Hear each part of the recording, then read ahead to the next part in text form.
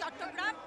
আমাদের প্রধান দাবি হচ্ছে চট্টগ্রাম বন্দরে যে টার্মিনালগুলো আছে সেগুলোকে কোনো বিদেশিদেরকে তো নয়ই, প্রাইভেটাইজেশন করা যাবে না, সেগুলো রাষ্ট্রীয় সক্ষমতা বৃদ্ধি করে সেই টার্মিনালগুলো পরিচালনা করতে হবে।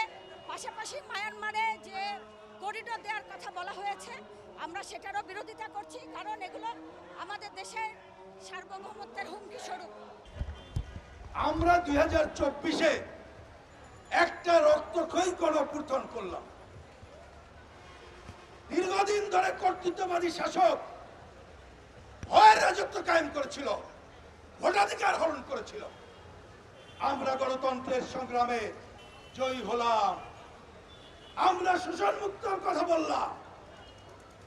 আমরা আশা করেছিলাম এই সরকার, অন্তর্বর্তীকালীন সরকার ক্ষমতায় এসে জনগণের সেই দায়িত্ব পালন করবে, এত বড় হত্যাকাণ্ড তার বিচারের কাজ দৃশ্যমান করবে, প্রয়োজনীয় সংস্কার করবে, নির্বাচনের জন্য যা যা সংস্কার করা দরকার তাই করবে, আরেকটা গণতন্ত্রের পথে যাত্রার জন্য নির্বাচন দেবে। আমরা ক্ষোভের সাথে লক্ষ্য করলাম সরকার এখতিয়ার বহির্ভূত ভাবে এমন কতগুলো কাজ শুরু করলেন যা তাদের সংস্কার আলোচনায় নাই। ওই যে বন্দর ভবন দেখা যায়, আপনার চট্টগ্রামের মানুষ, বন্দর কি সংস্কারে ছিল ভাই বলেন তো? না। তাহলে বন্দর নিজের কথা উঠলো কেন? বন্দর কি লোকসানি প্রতিষ্ঠান, লাভজনক প্রতিষ্ঠান? আমাদের ক্ষোভ ডক্টর মোহাম্মদ ইউনূস এইখানে এসে বললেন কেউ যদি না বোঝে বুঝাইতে হবে লিজ দেওয়ার জন্য। আচ্ছা ভালো কথা, আসেন আপনিও বুঝান আমরাও বুঝাই, বন্দরের শ্রমিকরা বুঝাক, জনগণ যেটা বলে গ্রহণ করব, এইটা তো গণতন্ত্রের ভাষা। কিন্তু ঈদের আগের দিন উনি কি বললেন? যারা শুনবে না তাদেরকে নাকি প্রতিহত করবেন। আমি অন্তর্বর্তীকালীন সরকারের প্রধানকে বলতে চাই, দুদিন ব্যাপী ঢাকা থেকে তো রোড মার্চ করে চট্টগ্রামে এলাম, পথে পথে হাজার হাজার মানুষ সংহতি জানিয়ে তারা বলেছে অন্তর্বর্তীকালীন সরকারের কথা ঠিক নাই, ওইটা বলবো দুঃখে। আমরা তাই পরিষ্কার বলি, এক সেকেন্ড দেরি না করে ঘোষণা দেন আমরা বন্দর লিজ দেব না, দক্ষ দুর্নীতিমুক্ত ভাবে রাষ্ট্রীয় মালিকানায় চট্টগ্রাম বন্দর কর্তৃপক্ষকে দিয়ে পরিচালনা করব। আমরা লক্ষ্য করলাম মায়ানমার, রোহিঙ্গা ভুক্তভোগী চট্টগ্রামের জনগণ, তাই না ভাই? তা রোহিঙ্গাদের নিয়ে যায় না কেন? আগের জাতিসংঘের মহাসচিব বলেছিলেন এইখানে বহুপাক্ষিক সমাধান করতে হবে, ওনারা করলেন না, বরঞ্চ নতুন করে কি বললেন? রাখাইনকে করিডোর দেবে, চ্যানেল দেবে। আমরা বলেছি যুদ্ধ অবস্থা চলছে, যুদ্ধ চলছে, এইখানে করিডোর দেওয়া মানে বাংলাদেশকে সাম্রাজ্যবাদী যুদ্ধে জড়িয়ে ফেলা, এইটা আমরা হতে দেব না। আমাদের কথা পরিষ্কার, আমাদের কথা পরিষ্কার, এই জন্যে আমরা রোড মার্চ করে এসেছি। আমি কথা বলাতে চাই না, আমাদের অন্যান্য নেতৃবৃন্দ কথা বলবেন, পরিষ্কার করে বলি, কাতারের যুদ্ধ, কাতারের এই যে বিজেডে শুনেছেন না সমরস্ত্র কারখানা করতে দেবে, চট্টগ্রামের মানুষ কি চান? শোনেন ভাই, একটা কি বলবো, নেতারা বলবেন, দু একজন আমাদের বলছে ইপিজেডে বানাইলে অসুবিধা কি, ওনারা তো সমস্ত বানানো দেশে নেবে। একজন উত্তর দিলেন, ইপিজেডে যেসব জিনিস বানানো হয় মার্কেটে পাওয়া যায় না, তাহলে হবেটা কি? তাহলে এইটাও আমরা মানি না। স্টারলিংকের সাথে চুক্তি করেছেন, ওয়াইফাই গরিব মানুষ পাবে না।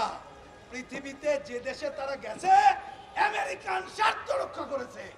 তাহলে এই যে কথাগুলো, চারটা পয়েন্ট আমরা রোড মার্চ করলাম, এটা কি দেশের পক্ষে? না, এইটা দেশের সার্বভৌমত্ব বিরোধী। আমরা তাই রোড মার্চ করেছি। আমাদের সর্বশেষ বক্তব্য হলো রোড মার্চ সফলভাবে সম্পন্ন হয়েছে। চট্টগ্রামবাসীকে ধন্যবাদ জানাতে চাই। আপনারা একসাথে মিলে আমরা হাতে হাত তুলে একসাথে হয়েছি।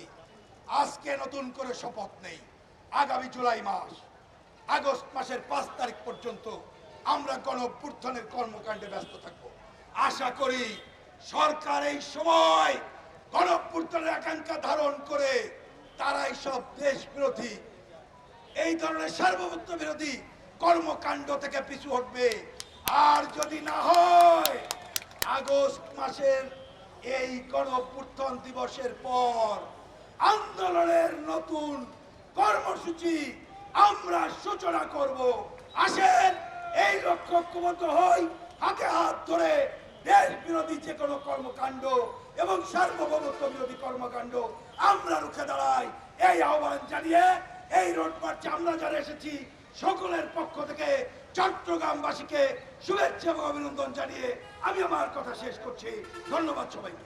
অভ্যুত্থানের যে চেতনা তাকে সামনে রেখে যদি আপনারা এই দেশ বিরোধী, জনগণ বিরোধী, স্বার্থ বিরোধী চুক্তি থেকে পিছিয়ে না আসেন, তাহলে দুর্বার আন্দোলন করে এদেশের জনগণ তার অধিকার, তার বন্দর, তার সম্পদ রক্ষা করে ছাড়বে। থেকে চট্টগ্রাম পর্যন্ত রোড মার্চের এই সমাপনী সমাবেশের সংগ্রামী সভাপতি, মঞ্চে উপস্থিত কেন্দ্রীয় নেতৃবৃন্দ, চট্টগ্রাম জেলার নেতৃবৃন্দ, বিভিন্ন সামাজিক, সাংস্কৃতিক, রাজনৈতিক, ছাত্র, যুব, নারী, সাংস্কৃতিক সংগঠনের নেতৃবৃন্দ, সবাইকে বাংলাদেশের সমাজতান্ত্রিক দল বাসদ কেন্দ্রীয় কমিটির পক্ষ থেকে এবং সাম্রাজ্যবাদ বিরোধী দেশপ্রেমিক জনগণের এই প্ল্যাটফর্মের পক্ষ থেকে সংগ্রামী শুভেচ্ছা এবং বিপ্লবী অভিনন্দন জানাচ্ছি। আমরা গতকাল ঢাকা প্রেস ক্লাবের সামনে থেকে এখানে শুরু করে পথে পথে বিভিন্ন সমাবেশ করে গতকাল কুমিল্লা টাউন হলে আমরা সমাবেশে মিলিত হয়েছিলাম।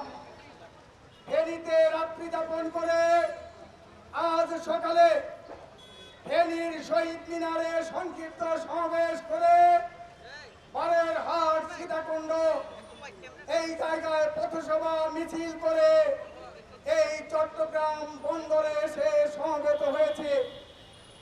রাস্তায় বিভিন্ন জায়গায় আমাদেরকে লাখো মানুষ তারা সমর্থন জানিয়েছে, পানি খাইয়েছে, বিভিন্ন সহযোগিতা করেছে, আমাদের সাথে পথে মিছিলে হেঁটেছে এবং সারা দেশের কোটি কোটি মানুষ আমাদের এই আন্দোলনের সাথে সংহতি জানিয়েছে, সমর্থন জানিয়েছে। সংগ্রামী বন্ধুগণ, আমরা বলতে চাই যে এই 4টা সুনির্দিষ্ট দাবিতে আমরা এই রোড মার্চ কর্মসূচি ঘোষণা করেছিলাম। আপনারা তা ইতিমধ্যেই জেনেছেন। চট্টগ্রাম বন্দরের নিউ মেরিন কন্টেইনার টার্মিনাল, একটা কথা আপনারা জেনে রাখবেন যে নিজের টাকায় যেই কন্টেইনার টার্মিনাল আমরা নির্মাণ করলাম, যেটা একটা লাভজনক প্রতিষ্ঠান হিসাবে এখানে গড়ে উঠেছে, বছরে 700 কোটি টাকা যেই টার্মিনাল লাভ করে, সেই টার্মিনাল বিদেশি কোম্পানি ডিপি ওয়ার্ল্ডকে কেন ইজারা দিতে হবে, এই প্রশ্নের জবাব ডক্টর ইউনূসের সরকারকে দিতে হবে। সংগ্রামী বন্ধুগণ, আপনারা জানেন 1998 সালে শেখ হাসিনার সরকার এই চট্টগ্রাম বন্দর সেখানে মার্কিন কোম্পানি এসএসএ-কে ইজারা দিতে চেয়েছিল।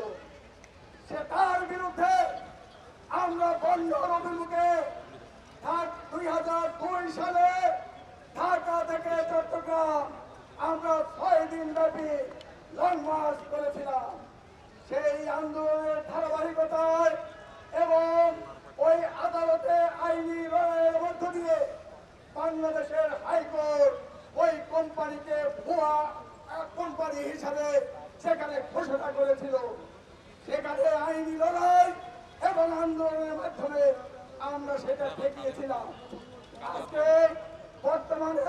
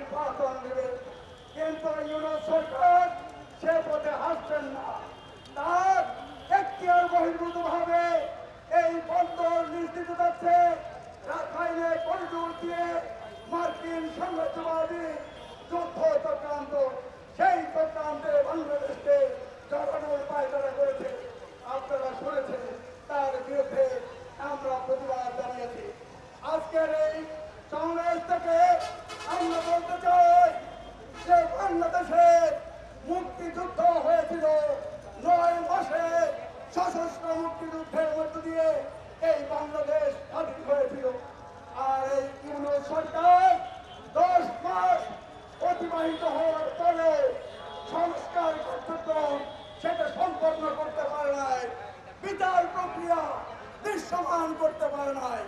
নির্বাচনের বল সেটা ডিসেম্বর থেকে জুন গড়াগড়ি খাচ্ছিল, পরবর্তীকালে এপ্রিলে এসে ঠেকলো, আবার ফেব্রুয়ারি মাসে সেটা চলে আসলো। ডিসেম্বর, জুন, এপ্রিল এবং ফেব্রুয়ারি এর মধ্যে নির্বাচনী ট্রেন সেটা চলছে। কোথায় যে থামবে আমরা এখনো জানি না। আমরা সে কারণে বলতে চাই, অন্তর্বর্তীকালীন সরকার আপনি আপনার এখতিয়ার বহির্ভূত কাজ করবেন না। আপনি আজকের এই রূপমাসের পরে জনগণের সমর্থন সংহতি তাদের আকাঙ্ক্ষার প্রতি শ্রদ্ধা জানিয়ে আপনার ওই দেশ বিরোধী গণবিরোধী সিদ্ধান্ত থেকে চলে আসবে। অন্যথায় আমরা আগামী জুলাই আগস্টে গণঅভ্যুত্থানের বর্ষপূর্তি আমরা উদযাপন করব। তারপরে হরতাল, অবরোধ সহ কঠোর কর্মসূচি আমরা ঘোষণা করব যদি এই সিদ্ধান্ত থেকে সরে না আসা হয়। সেই আহ্বান জানিয়ে আগামী দিনের আন্দোলনে আপনাদের অংশগ্রহণ কামনা করে আমি আমার বক্তব্য শেষ করছি। সবাইকে ধন্যবাদ। বিপ্লব দীর্ঘদিন হোক।